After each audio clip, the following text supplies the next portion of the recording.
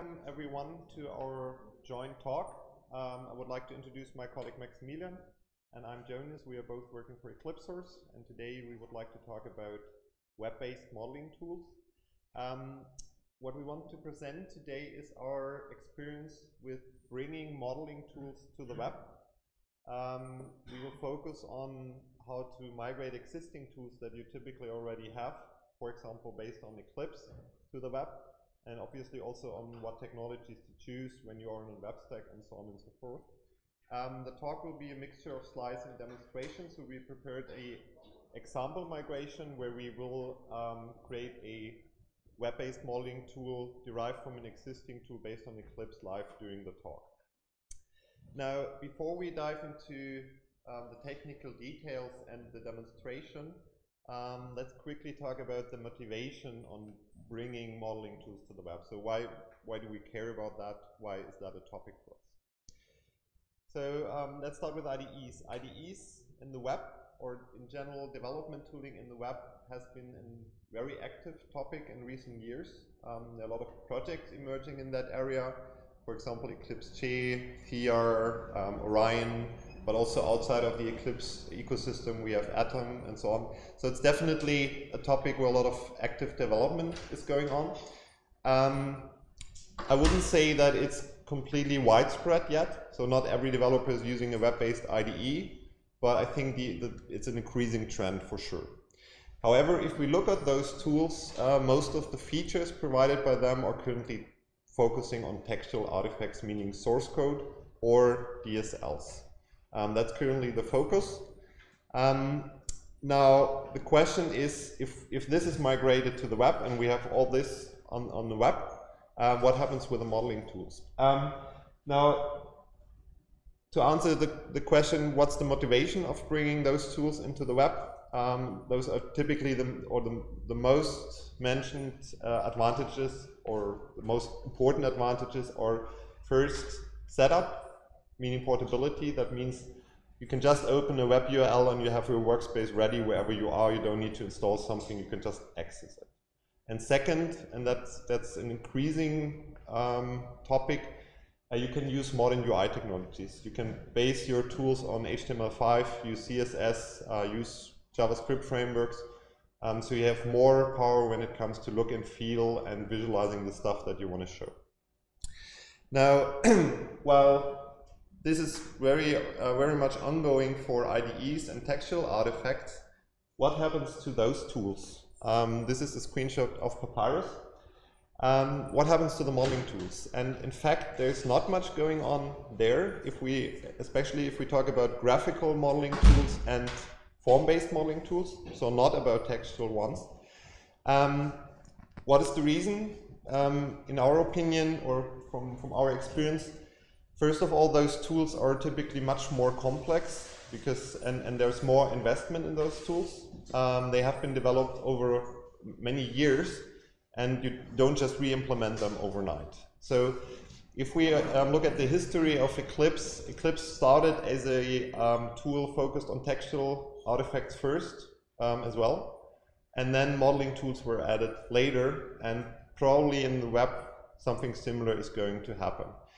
That means, but that still means we want to look into how to build modeling tools in the web to be ready for this migration, which might happen soon or partly already started, depending on how soon you want to go in this direction.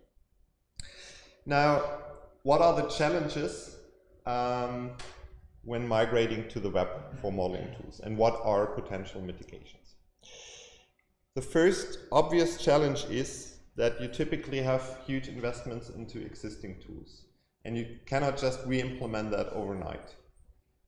So we definitely need to reuse as much as possible, because typically a company can just not afford to re-implement anything. Now, how can you reuse stuff from your existing tool in a web-based tool? There are two techniques how to do that. The first one, pretty commonly used, is to abstract features into services and reuse those services from the web application.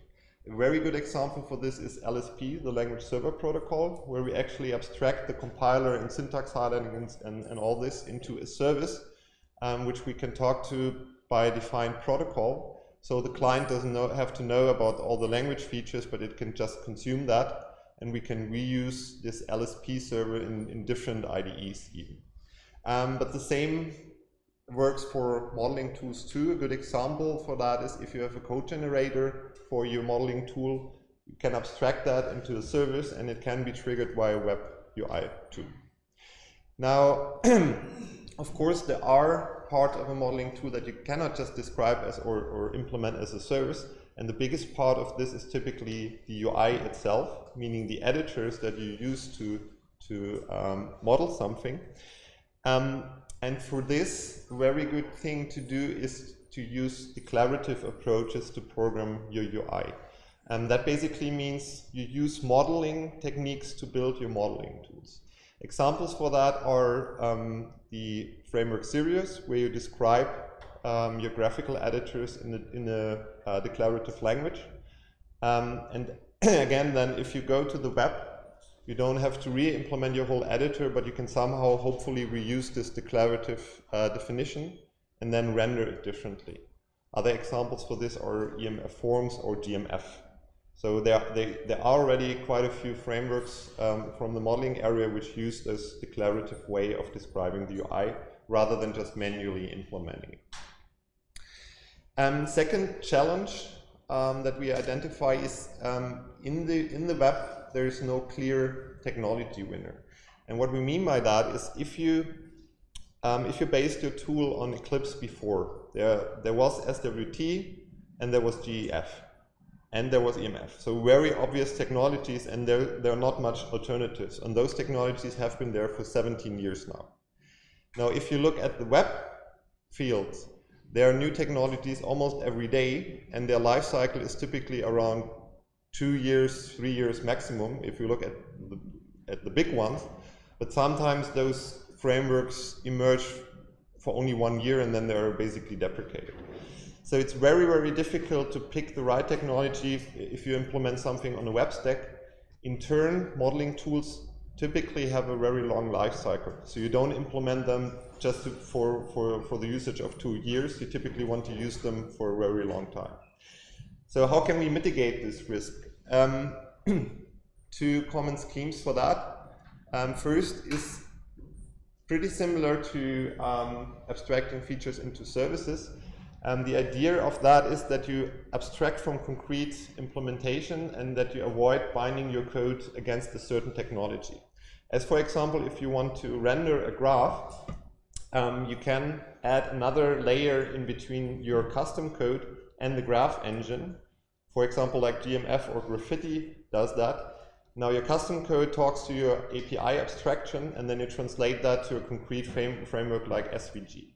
Again, this has the advantage if you want to replace SVG then with something else, you just have to replace the technology under the hood. So abstract as much as possible. Second mitigation, again, like for the first point, if you use a declarative approach, meaning you describe your UI in an abstract way, you bind your code less to some concrete technology, and you're more flexible in exchanging that. And now the third risk that we want to discuss is if we look at the web stack, and if you imagine that you build up your own modeling tool, you probably want to integrate that in some existing platform, meaning an IDE. Now again, when looking at the Eclipse ecosystem, the choice is very obvious to just integrate in Eclipse, and that's it. If we look at the web field, there is no clear IDE winner yet. And I'm very sorry for Thea, Che, and Orion, but it's not that I can observe that one of them is actually winning the race.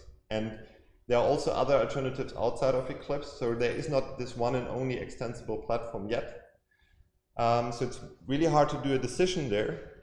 And if you do the decision wrong and then your platform is not as common anymore in 2 years, you might have lost your investments. And mitigation for that is you should use a very thin integration layer. That basically means you implement your tooling standalone, using plain web technologies, and you just add a thin layer of integration to the IDE, which works quite well because both things are basically based on the same technology, which is at the end HTML5, JavaScript, CSS. So, and we will show a demonstration for that too. Now, in the remaining part of the talk, we will show an example migration of an existing tool, and thereby we will cover examples for all those mitigations, so that you have a concrete feeling what that means in practice. And for that, I hand over to Maximilian. So, from gray theory to practice.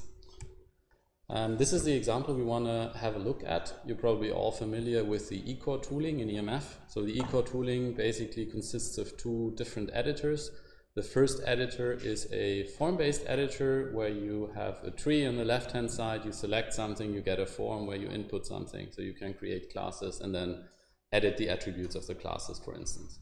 And the second editor that you have is a graphical editor where you get a visualization of your eCore model in terms of a class diagram, basically. You can also edit there, but it has a quite different visualization. So those are those editors live. This is the form-based editor. It shows you a form when you select something, and of course the form depends on whatever you select, and you get different attributes you can fill in. And this is the class diagram editor that you get there, where you can manipulate a class diagram basically that shows the same eCore. So what we're trying to do in the demo is trying to port that onto a web stack in a live demonstration. So let's first start with the TreeBased Editor. If we look at the TreeBased Editor that we have here, it is rendered with EMF Forms, and it is rendered with EMF Forms based on two declarative artifacts. So there is only very minimal actual code customization in that editor. And the two declarative artifacts at hand are the eCore model that describes what you added there, so it's your data model.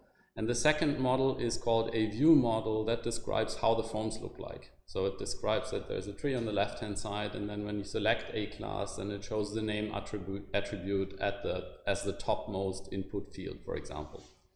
And taking those two EMF forms will render the editor that we have just seen. Now to take that to the web, we need to find equivalents for that. And the equivalent of an eCore model in the web is a JSON schema. JSON schema is a web standard. It describes JSON data, which is basically the data standard in the web, and it describes how those JSON data objects can look like. Furthermore, we need an equivalent for the view model. There we have a UI schema. This is a standard that describes form-based UIs in the web based on a JSON schema, so it describes where the things from a JSON schema are being displayed on a form-based UI. And then is, again, a framework, JSON Forms, that takes those two and renders a form-based UI from that. Okay, so let's see that live in action. The first thing that we will do is export the data definition. For this, we have to access the definition of eCore, so that means the definition of the language. That's this file, eCore. And for that, we wrote an exporter where you can actually export eCore to JSON schema. That's not hard to write because those two things are pretty much equal. There are some differences. Here, what we see now in this dialog is the definition of eClass in JSON schema. So we automatically exported that, and let's save that. To be honest with you, currently the exporter is not complete. So we would need to run it for all the classes. Of course, we can iterate over those, but we need to tweak some of those definitions after the fact. However, we are confident that we can complete this exporter. Basically, we have to change something for the references, so the references are not exported correctly yet.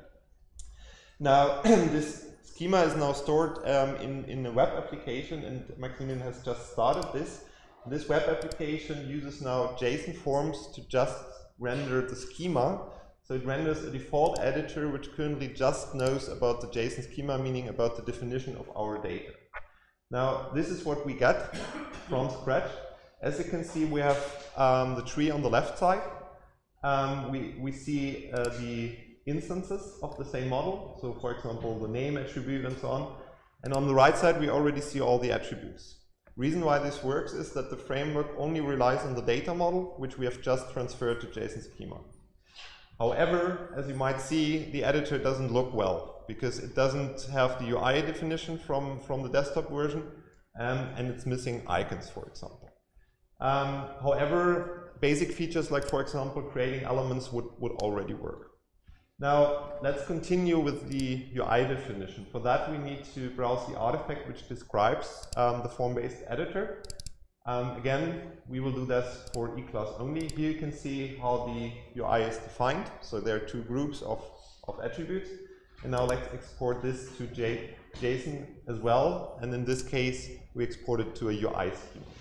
So now again, you see this in the JSON format. And let's click on Finish. And now let's add this to our running application.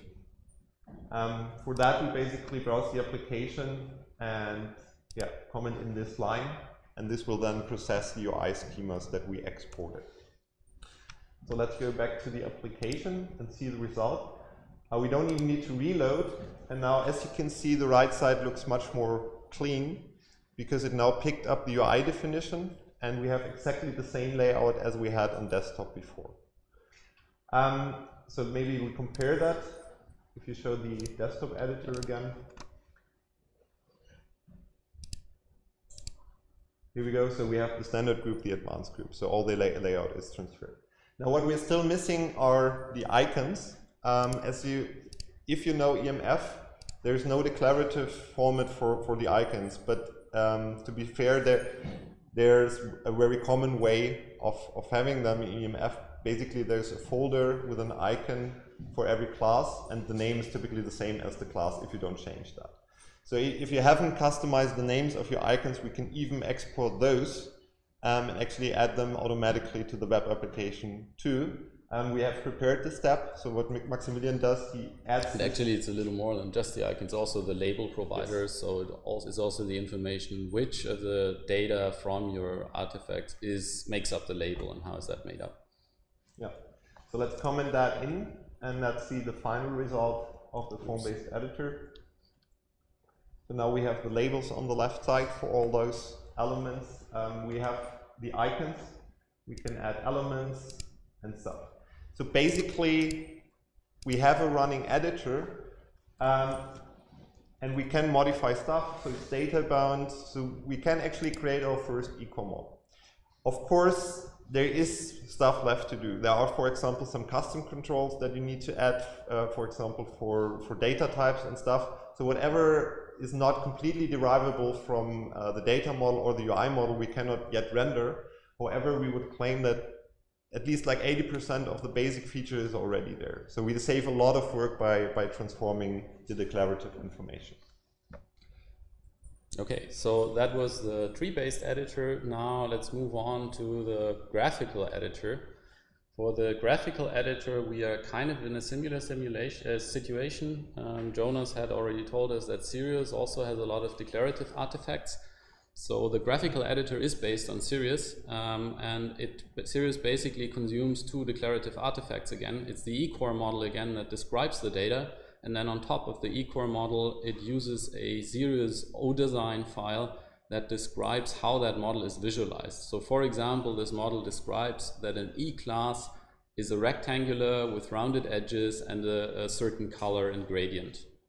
And this information is picked up by Sirius and is rendered into a diagram editor. Again, we're trying to find the web stack equivalence for that. So we already know for eCore it is JSON Schema.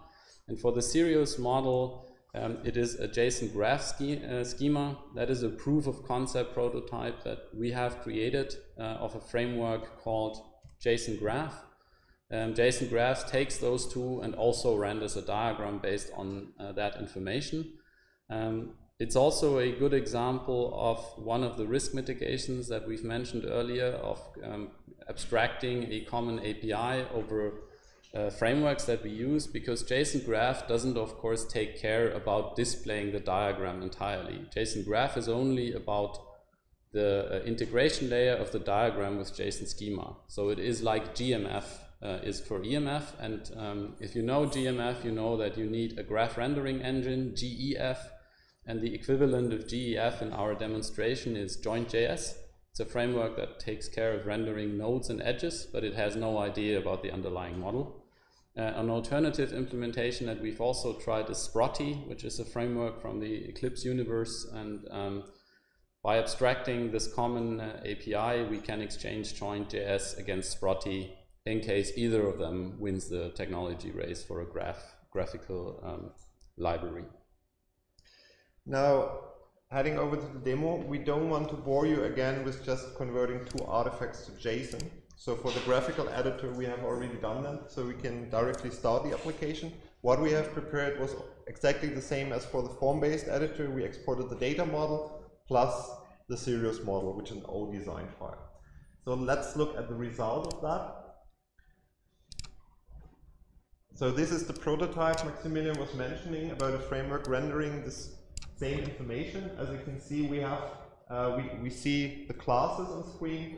It has picked up the shapes. It actually has also exactly the same colors as in on the desktop version. You can create references. This information again is derived from the desktop. We can create elements and with a palette on the left side. So pretty much again the basic functionality is there, and we didn't need to write a single line of code. As you can see, this is more in a prototype state, so there are things missing, for example the compartment showing the attributes and some more stuff. But basically this was a proof of concept that the whole thing works, and it works really well. Now what we want to show you is an example on how this approach can even help you to develop both versions of the editor in parallel, because if you start migrating to the web, you might not want to deprecate your desktop tools immediately. Now for this, service abstraction and declarative approaches are also very good because you can reuse the definition in both words at the same time. So let's do an example for this. What Maximilian has just opened is the ODesign file. That's a serious artifact describing the diagram on the desktop. And so what we look at right now is the equal palette and the definition on how an E-class is rendered in the diagram editor. And what we see here is the color in which it is rendered. Currently it's green. Let's change that to red. So just a simple change. Now this has happened on the desktop, but now we can re-export our declarative definition to our JSON graph format. So I'm just being paranoid at the moment, because sometimes the editor doesn't save. Yeah, we have to make sure. Okay. Let's check that again. Yes, now it's red. Now it's red. It's not our editor. And now we re-export this to the JSON format again, and basically store this one. So Maximilian will copy that and place it into our running web application. So there's a diagram definition file here which contains the export. I place it in here, and did I actually copy it correctly? Yep. Yeah, and then we switch to the web application again. Here we need to reload, and now you see the classes are red. And that's, so while this was a small change, it's a good example that you can actually do the change once and then consume it with both editors at the same time. Okay, so let's talk about integration. Yeah, so about the integration into Che and Thea. So basically we have three components now. We have Eclipse Che on the left-hand side, which is a quite big component. Then we have the standalone editors for eCore that we've shown you in the browser. So at the moment, they have no relationship to neither Che nor Thea, and they're just standalone editors that you can launch in the browser. And on the right-hand side, we have Thea.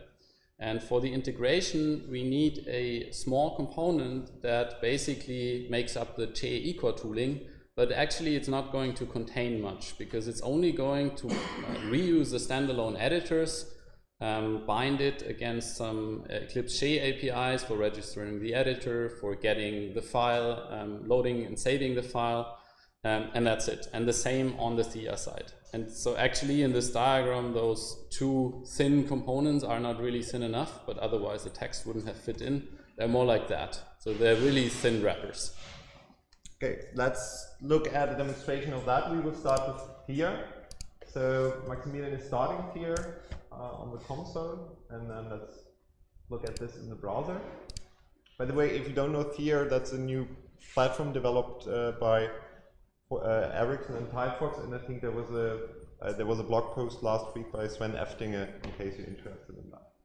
So that's how the Thea workbench looks like, and here we have a JSON file. Let's open that with JSON-Graph. Now we can see exactly the same editor integrated here, which is really only a very thin layer to make that happen. The main thing that the layer does is basically taking the data and putting it into those editors. And here we see the form-based editors. The most challenging thing to do when integrating web components into an existing application like Thea is basically to deal with the CSS styling. Because as you can see here, the editor looks completely differently. And here it picks up the CSS styling from the surrounding application. And you have to be very careful and very precise about your CSS styling to make your component embeddable into another application. So that was really the major challenge of doing that.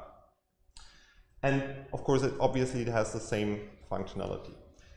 Okay, so let's do the same thing for Che. Che is already running. Yeah, it's already running. So let's look at that. Hopefully. Ah, okay. It doesn't look good. Let me try if I can get it. So background for this is we are running the demo in a virtual machine, and Che adds another virtual machine inside this virtual machine, so this is not the most trivial demo setup that you can have. But hopefully if it gets internet connection, it would work. While Maximilian is trying to fix that, in Thea, as you might have noticed, we opened a .json file. That was basically exactly the format that the web editor expected. However, if we really wanted to create an eCore tooling, the file that we want to open at the end of the day is an eCore file, not a JSON file. So we didn't add that to Thea, but in Che we actually added a service. That's actually a small service which processes an eCore file and then transforms that to the JSON format, which is expected by the editor. And there's an existing framework for converting eCore to JSON. Yeah, and now we have, as you can see, Maximilian has clicked on eCore now, because here we can convert that. And we have the same editor, looks slightly differently because we have different styling provided by Che, but again, exactly the same functionality. And as you can see, classes are obviously still red, so all those integrations obviously pick up all the changes that you do on the standalone editor. So you can really focus on developing the standalone editor and then integrate them wherever you want them. Okay. One question? Yes. Where will you store the layout information, the positions of the nodes? Because that's not really part of the model itself. It's just visualization. So this edit, we can see that actually here in the demo, we have a JSON graph file here that actually stores the graphical information, very similar to GMF, where you separate the layout information from the actual data. Okay. Yeah. I mean, ideally, if you have existing diagrams, you would have a converter from any existing layout format that you have to convert that to. Mm-hmm. Yeah. That's actually the biggest challenge in implementing JSON Graph, or one of the ones. Good. So what we've seen in the demo is that by following some design principles, you could already start now to shape up your architecture in a way that it gets much simpler to adopt web technology. So we have seen that you can use declarative artifacts. We have seen that for the form-based editor. We've seen that for the graphical editor. Actually, Jonas left a part of the presentation about reusing the services. Yes. So about the services, because we had that on the first slide. Reason is, so we have one demonstration about that too, and that's actually the code generation. So what we actually did is we integrated the EMF code generation into Che, and that was surprisingly simple because the EMF code generation can be triggered by Java, and we can just wrap that in the service and then just call this and execute that. So it's not really a challenge. In general, if you abstract those features into reusable services. It's typically very simple to integrate them in a web application. I would say the biggest challenge or the biggest question that you have to answer is how to run those features. So in Che it's pretty simple because we have a workspace server, so we have a runtime on server where we can actually execute whatever we would like to execute. If you're on any other platform, you need something similar, which could be your local machine or again some container on the server. But let's demonstrate that. So before we do that, I'm pretty sure that it won't work since the Docker container reset. So what should happen if you generate? If you click generate here, it would on the Docker container launch an Eclipse instance, a headless Eclipse instance that would just use the EMF code generation. So basically the only thing you have to do is to figure out this big command line that just runs the code generator. And then it would put the code into the Che workspace here. So on Che, these kinds of integrations are really simple because there's a Docker container orchestration working in the background. Actually deploying this converter into the container, do you create a new image or it's a Che agent which is injected? By converter you mean the code generator? Yeah. Yeah, no, we created a stack which tells, okay, please install this. Based on a new Docker image. Yeah. Which you injected. Yes, exactly. Yeah. But we didn't take so it only runs this as a command line command, which made it really simple there. So it's not a service that you can call on a REST API to get the files or something like that. That would be a more advanced integration here. Yeah. So we've now seen the service orientation. Good that we have the reminder slide. And we've also seen that we abstracted from concrete technologies. That was the case for JSON Graph. It abstracts away from the concrete technology to actually implement the graph. And we've seen it with JointJS there. Yeah, and now that leads us to the question, when should you get started? As Maximilian just mentioned, there are important principles that you should follow today. And those are actually not black magic. I mean, service orientation and declarative approaches provide advantages even if you stay on the desktop forever. But when should you get started with thinking about modeling tools in the web and to migrate your tool?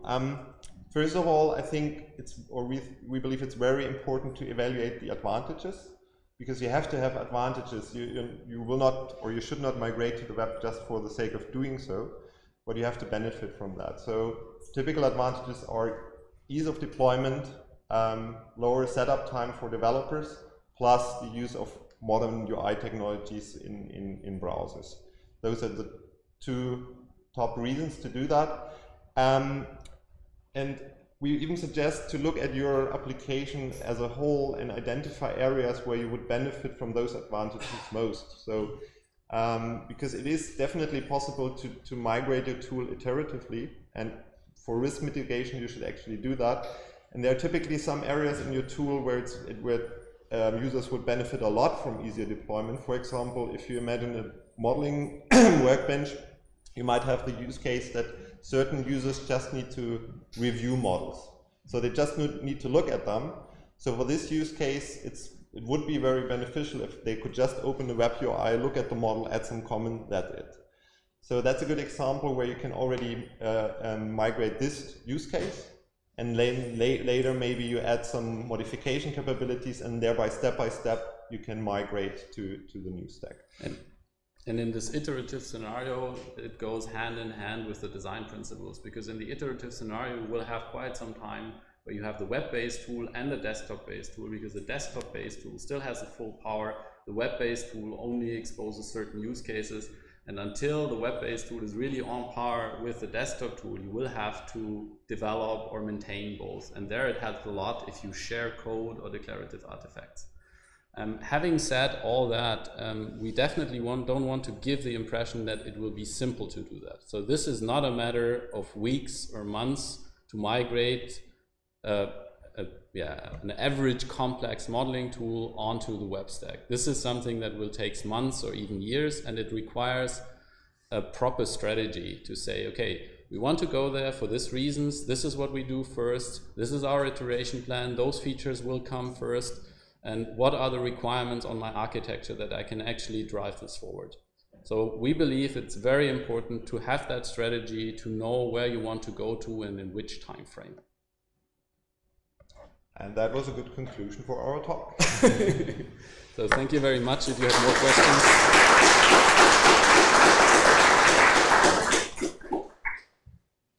Are there any questions? Yes. You mentioned JointJS. Can you elaborate a bit on what you use the open source version? Because yes, they have a commercial offering as well. What would be the difference, and what did you do on top of JointJS, which is not in the open source version? So we didn't do a lot on top of JointJS, which is not in the open source version, but two features that would probably be very nice is the whole auto layouting. They have more support for auto layout in the commercial version. And the other thing is that is a scalability feature because they offer an automatic switching from SVG onto a graphic card accelerated rendering in case there is a certain number of nodes on that. So let's say you had a modeling tool with thousands or 10,000s of nodes, it might just become too slow. Yes. The question regarding the theming and Eclipse Che, because we talked about CSS being the main problem, how do you solve that with Eclipse Che to make it fit the theme? So the main problem is that when you have a component, it needs to be able to fit. The component in this case is our standalone editors. It needs to be able to fit with the style of the respective surrounding framework. And it sounds easy in theory, but unfortunately in practice, the surrounding frameworks makes assumptions about which CSS classes are attached to certain elements. And the way we got around that is you can, in those components, or for example in JSON form, configure that the renderers of that framework attach certain CSS classes to certain constructs. So a button can either get a CSS class that is good for Angular Materialize or a CSS class that is good for Bootstrap, and that can be configured from the outside. And once you do that, or a button class that's good for Che, and by pulling that out of the code, that helped us to be able to provide some styling, because otherwise it's just impossible. Okay, I think we have to free the room because we are over time. Just to mention, we have a booth here. If you have more questions, talk to us.